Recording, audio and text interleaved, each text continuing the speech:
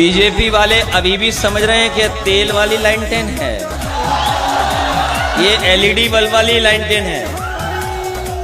और अगर इसमें रंग बदलने वाला बल्ब लगा दो तो बताओ रंग बदलता है कि नहीं बदलता है। इसलिए लालटेन को जिताइए।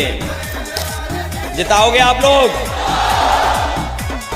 धोखा तो नहीं खाओगे? बीजेपी की साजिश में तो नहीं फंसोगे? एनडीए की सरकार बनेगी। एनडीए की सरकार बनेगी। मुख्यमंत्री कौन होगा? ये तो अमित शाह जी ने बताया, गृह मंत्री ने। आप उसका नैरेटिव बनाना चाहती हैं। नैरेटिव नहीं है, नैरेटिव अमित शाह जी ने इंटरव्यू में ये बताया है कि नीतीश कुमार जी के नेतृत्व में हम चुनाव बिहार का लड़ रहे हैं। योगी जी की किसी बात में भरोसा मत करना। योगी होकर के झूठ बोलते हैं। आज देश के सामने 1% लोगों पर 62% वेल्थ बढ़ी है। सोचिए आप, पिछले कई वर्षों में 1% लोगों पे 62% वेल्थ बढ़ना, तो सोचिए उत्तर प्रदेश के गरीब के लोगों का क्या हाल होगा। और किसान के लिए जो खाद न दे पा रहे हैं, उनकी पैदावार की कीमत न दे पा रहे हो, नौजवान को नौकरी न दे पा रहे हो, वो किस मुंह वोट मांगने आ रहे हैं? बोले हम चांद पे प्लॉट दिला देंगे, आपको 15 लाख अकाउंट में पहुंचा देंगे, कितने करोड़ नौकरी दे देंगे। ये अमेरिका से ठोकर खाए हुए लोग हैं।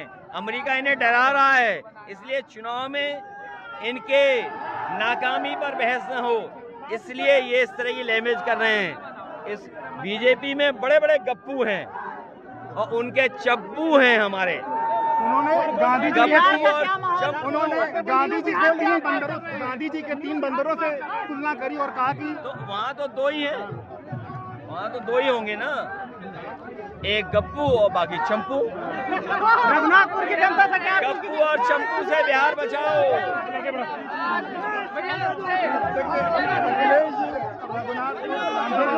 रघुनाथपुर विधानसभा पहुंचे हुए थे और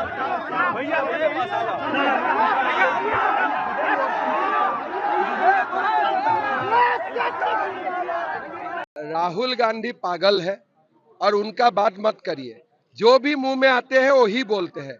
अभी पाकिस्तान का साथ इंडिया का लड़ाई होगा, सेना में भी अब 10% 20% कर लेगा। सेना वाला किसको सेना होना चाहिए? जो सबसे ताकतवर है, जो पाकिस्तान को मार सकते हैं। लेकिन राहुल गांधी क्या बोल रहे हैं कि सेना में भी आप 10% 20% शुरू करो। तो मैं चाहता हूं कि देश राहुल गांधी को ऑफिशियली पागल डिक्लेयर कर दे। जब 2017 में आदरणीय प्रधानमंत्री जी ने मुझे उत्तर प्रदेश में सेवा का अवसर दिया, तो हमने पहले दिन ही तय किया था कि उत्तर प्रदेश की जो छवि है इसको बदलना है। उत्तर प्रदेश के बारे में जो नकारात्मक छवि देश और दुनिया में है, इसको हमें बदलना होगा। और इसके लिए अपराध और अपराधियों के प्रति, माफिया और माफिया प्रवृत्ति की किसी भी प्रकार के कृत्यों के प्रति हमें जीरो टॉलरेंस की नीति के तहत कार्य करना होगा। और आपने देखा होगा पिछले 8.5 वर्ष में बिना रुके, बिना डिगे, बिना झुके अनवरत रूप से ये कार्रवाई चली है। और मैं उन लोगों से जो अब भी इन माफियाओं के साथ सहानुभूति रखते हैं, उन सब से कहूंगा कि वे अपने पैरों पर कुल्हाड़ी मार रहे हैं।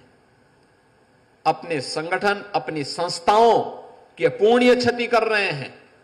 याद करिए, ये वही माफिया हैं जो माफिया भारत के संविधान का अपमान करते थे, कानून की ध्वजियां उड़ाते थे। इनके लिए अधिकारी का कोई मतलब नहीं, इनके लिए अपराध मायने रखता था। और अपने अपराध से छाती ठोक करके ये उस समय की सरकारों को झुकाया करते थे।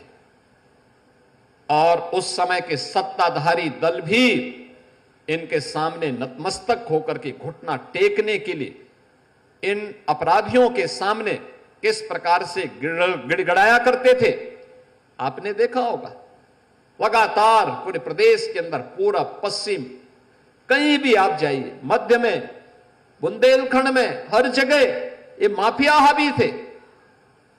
लेकिन इन माफिया को जब सरकार की जीरो टॉलरेंस की नीति के तहत कंट्रोल किया गया और जिस भाषा में वह समझता था उस भाषा में उसको समझाना प्रारंभ किया गया, आज उत्तर प्रदेश की कानून व्यवस्था एक मॉडल के रूप में जानी जा रही है। और मुझे अच्छा लगता है जब एक गरीब आवास बना के रहता है,